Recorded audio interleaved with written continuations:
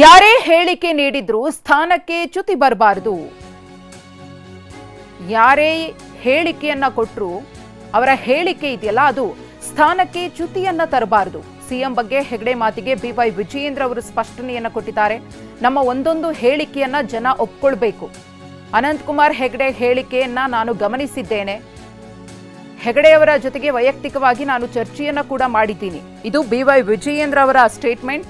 Ananthkumar ಹೆಗಡೆಯವರು ಏಕವಚನದಲ್ಲಿ CM ಸಿದ್ದರಾಮಯ್ಯನವರ ಬಗ್ಗೆ ಮಾತನಾಡಿದ್ರಲ್ಲ, ಅದಕ್ಕೆ ಸಂಬಂಧಪಟ್ಟಂತೆ ರಿಯಾಕ್ಟ್ ಮಾಡಿದ್ದಾರೆ. ಈಗಾಗಲೇ ಅನಂತಕುಮಾರ್ ಅವರ ಜೊತೆಗೂ ನಾನು ಚರ್ಚೆಯನ್ನು ಮಾಡಿದ್ದೀನಿ.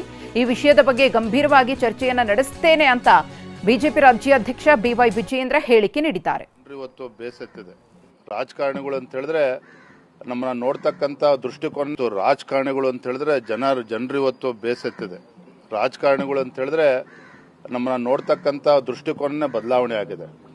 ಹಾಗಾಗಿ ಯಾರೇ ಇರ್ಬೋದು, ನಮ್ಮ ಹೇಳಿಕೆಗಳು ನಮ್ಮ ಸ್ಥಾನಕ್ಕೆ ಚ್ಯುತಿ ಬರ್ಬೋದು, ಗೌರವ ಕಡಿಮೆ ಆಗಬಾರ್ದು.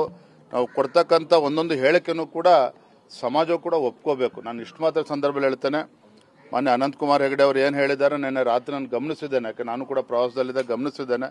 ಅವ್ರ ಹತ್ರನೂ ಕೂಡ ಚರ್ಚೆ ಮಾಡ್ತೇನೆ. ರಾಜಕಾರಣಿಗಳು